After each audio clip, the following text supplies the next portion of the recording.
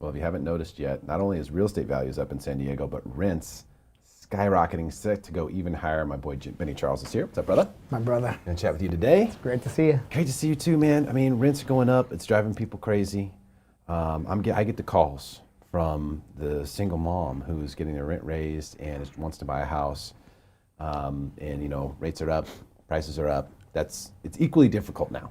Yeah. It used to be that like, oh, it was easier to rent a place. You go try to buy, and if you can't buy, you'll be able to rent something.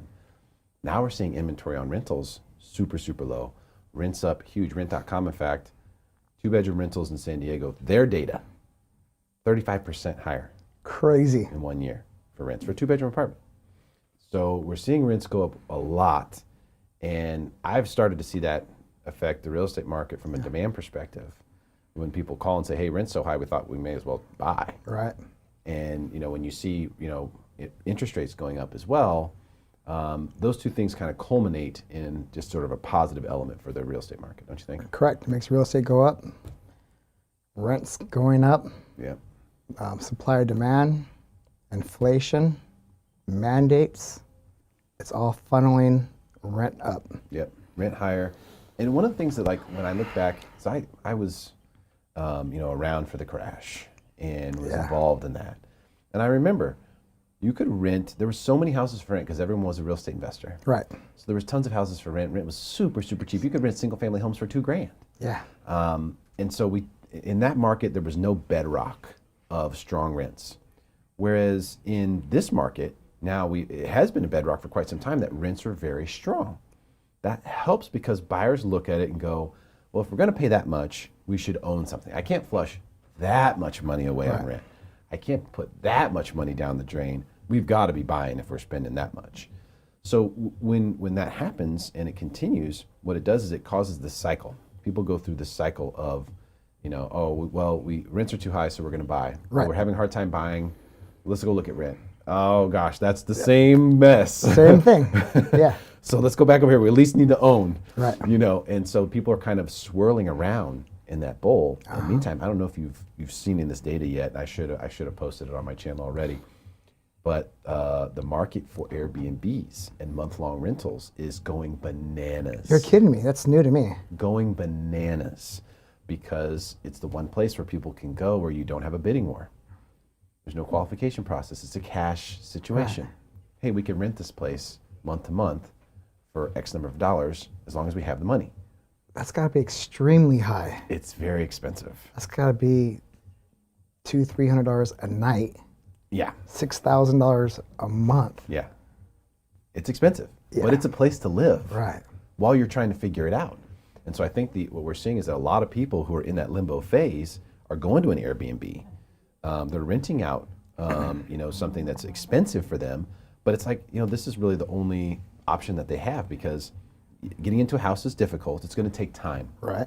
It could take weeks, months. So a rental is the exact same boat. Yeah. You know, it's just in a different river, but you're in the exact same boat. You're in the rental river. Yeah, it's tough, man. I've been seeing everybody on my page, and they're always complaining about rent, about greedy landlords, which I don't think is the landlords who are being greedy. Well, landlords are catching up to the market. They are. That's all it is. They have to do what they have to do to survive. Yeah.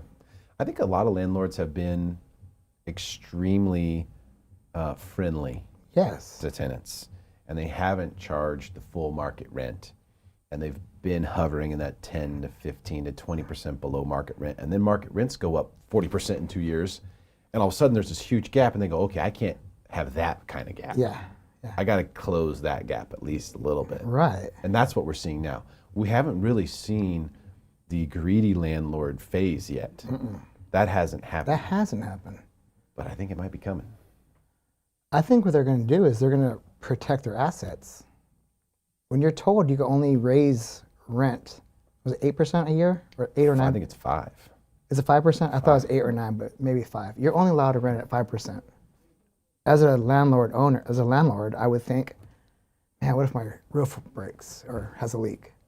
What if the water heater goes out? What if? You think of all the ifs, so you're going to be forced to raise it the max immediately just to protect yourself. And that's what we're seeing. That's exactly what we're seeing. We're seeing people go, okay, I do need to raise it because I have a limited amount I can raise it unless I get a new tenant. Right. And I think sometimes that's sort of the actual move by the landlord is, okay, hey, we're going to raise max rent. Just want you to know we're going to raise max rent every year from here on out. Yep. And then the tenant goes, oh, okay, well, I don't really like that, so I'll move on. And then they get what they want. They get a new tenant where they can put it at market rent. But a lot of landlords still to this day don't even realize how much they could be charging for the rent of their properties. They don't even realize because they've got a good tenant, money's coming in, it's out of sight, out of mind. It is. It's just not on their radar. That's changing. It's changing fast. It's changing very quickly because it's in the national news. Uh-huh. Oh, rents are up, huge. And landlords are sitting there going, wait a minute, I haven't raised rent on these people in years. Right. And rents are up how much? So the marketing has been done now by media. By the media. Yeah. Who's supposed to make the rent lower and help the people completely do the opposite. Not helping. Not helping at all. Man. But I mean, nothing would help this market. I mean, nothing's going to make rent go down. No. You know, it's just, it's not because you need supply first. Right. We would see prices go down on homes before we would see rents go down. That's the truth. And even if prices go down on homes, rents still may not go down. Right. You know, That's not guaranteed. that is not a guarantee. It's crazy that San Diego's up so much. Was it 35%? 35% for a two-bedroom rental, top 10 in increases. And they looked, and the number one for decreased rent was Kansas City, which I thought was weird. That is odd. Because Kansas City is a really robust, booming market, but maybe just overboomed a little bit. Maybe everyone's buying, and that's why the rent's down. Right. LA is on the list too for decrease. We're talking about that. So Yeah. tell me your thought about LA again. It's a garbage can. It just is. It I is. mean, I hate the fact that that's what it is. I avoid it like the plague. I wouldn't go up there. I have no interest. Now, I have buyers who watch us on YouTube from all over the place. Bay Area, LA, Orange County, all over the world, really. And no offense to anybody. I'm just telling you what I think about. I have no desire to go to LA. I have no desire to live there. I have no desire to visit there. I probably will go there again sometime in my life, but it's just not a place that I'm like, oh yeah, I can't wait to get to LA. And amazingly, LA prices are still higher than San Diego. Like if I look at some of these other markets, San Francisco, LA, people go, oh, well, it's because of median income. That's the reason. Right. Like, yeah, that's becoming less and less of an issue because you have people who can work from home and you have better jobs being built here in San Diego. I still think this is the best place to own ground in the world. San Diego, you can't beat this. You just can't beat this. It's just, I've been everywhere. You've been to Barcelona? Yeah. So Barcelona, they say, is the closest thing to San Diego. And it's nice. I do like Barcelona. I looked at the real estate prices while I was there, and prices were almost double what they are here. It was so obvious what a great value San Diego is when I got to that point of that realization, like, whoa, how much is it per square foot? Right. Per square meter? I had to do the math. But this is crazy. San Diego is a good deal. You just have to know what to compare it to. If you're comparing it to Arizona, Yeah, can't do that. it's not a fair comparison. If you want to live in Arizona, that's great. That's great. There's many great things about Arizona. It's just not San Diego. Compare it to the Bay Area. Right. I would live here instead of up there. Yeah, 100%. It's cold up there, man. Yeah. It's cold. Yeah. We got Ghirardelli down here already. And San Diego's so cool and laid back, and people Yeah. just are so friendly for the most part. Yeah, no, it's a much more chill atmosphere. So I look at it like, okay, rising rents here, I don't expect that trend to stop anytime soon. I do expect it to continue to feed the bedrock of the San Diego real estate market, which I still think is undervalued compared to the top markets out there. Compared to New York, LA, Vancouver, San Francisco, the top real estate markets, even some of the ones now like Austin, Texas, is starting to get Austin's flying up there. some crazy stuff. It's happening very quickly. Boise, Idaho is another one that has huge price gains. Tennessee? Tennessee's doing well. Price is still reasonable in Tennessee. Right, but they're flying. But it's moving. It's moving quick. Florida's another one, but you don't have those high prices, and except for in a couple places in like Miami and high rises and stuff. But for the overall broader market, San Diego's still very much a good value in my opinion. And I think we're going to continue to see over the years as the world catches on to that, you're going to continue to see San Diego real estate outperform. And I agree. That's what we're seeing, right? And we see all the trends, all the market, all the offers, everything. Just Let me ask you about that right now. yeah. From a listing standpoint, like, have you started to see any kind of reduction in the number of offers that are coming in, or? I saw that briefly because I think we talked maybe about a month and a half ago. And the way I gauge it is if I have about 30 people to my open house, I will have 5 to 7 amazing offers. Okay. And about 7 weeks ago, I did an open house and I had about 42 people come in. I had 2 offers. Just 2, not amazing. Just 2, and 1 was amazing. Okay. 1 wasn't. Got it.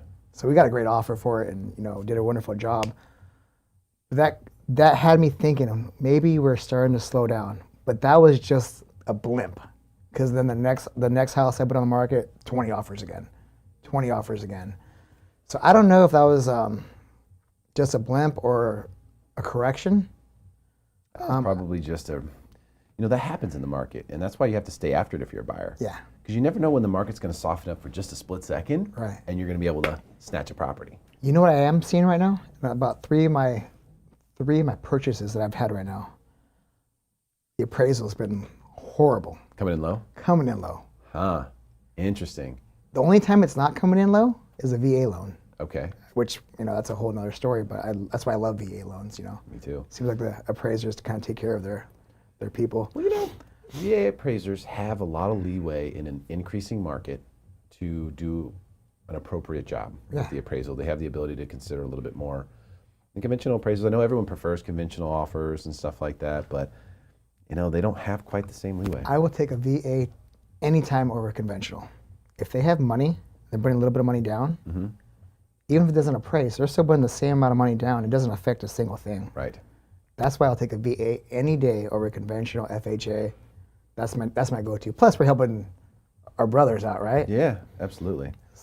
That's my personal opinion. Yeah, a lot of those ladies and gentlemen, their down payment is still over in Afghanistan or Iraq or who knows where. So I serve the VA community very proudly, and it's been tough. We've had our ups and downs, but I'd never abandon it for an easier deal or whatever. Start going conventional, become the jumbo guy. No, thank you. I'll be in there in the trenches with you, writing these offers and calling these listing agents on the weekends and doing everything I can to try to make it happen for you. Yeah. And so I'm really, really glad to hear that. I just don't hear it enough. 100%. And I think a lot of the sellers, they're not educated enough by their realtors that the VA, if you get a VA offer, I'm always educating my sellers saying this is the best offer you're going to get. The appraisal. They have money. This is what we want to go take. And if I have a listing and I get a VA, I'm always going to try to raise that with my seller. Obviously, it's up to the seller. Yeah, You're going to present everything, openly and honestly.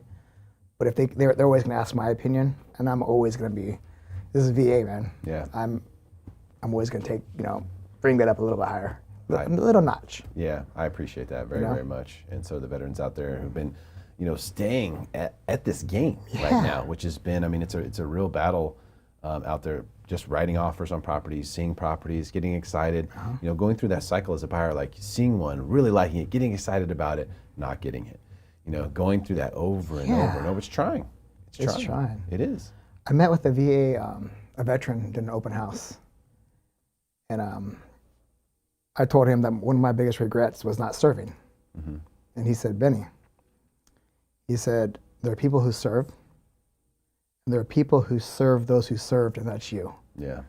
I was like, man, that made me feel like $1 million. I'm like, that's what I am. I serve you guys, because I wanted to serve. I think that's a huge regret for me, because I wanted to be part of that brotherhood they have, that bond that they have. Yeah. But if I could be known as a person who serves them, oh man, I'm like, I was blown away by that line right there. I'm like, I love that line. It's needed. The number one targeted demographic for scams is military. You're kidding me. Yeah, veterans are the number one targeted demographic for scams in the United States of America. Number one target. Has been for years. Because they're so trustworthy. They're trustworthy, they can be identified. There's certain things people can do to try to build trust with them quickly. And a lot of times they need to trust you because they have other things going on. They have bigger stuff. They're on deployment, they have a lot of things happening in their life, and they need to be able to trust you. Right. so that they can focus on other things. Yeah. And so they get taken advantage of. So they do need us. They do need guys like us who are civilians, but are here to serve and help them. So I am honored to be one of those guys. Dude, you're the VA guy. You know, I call you. I mean, I use you probably 90% for all my VA loans, unless someone else, unless a buyer has already a connection with another lender. Sure. But even then, hey Derrick, what do you think about this? Does this sound right? Yeah. And you're like, thanks for calling, man. That's I'm known for the VA, and that made you feel pretty good. You know, I like. I'm glad you do that. Yeah, same here, brother. That means a lot to me. It means a lot here too, bro. Thanks for coming in, Benny. It's great to have you. Bro. Hey guys, share this with your friends. Let's help make them smarter than everyone else about rising rents in San Diego.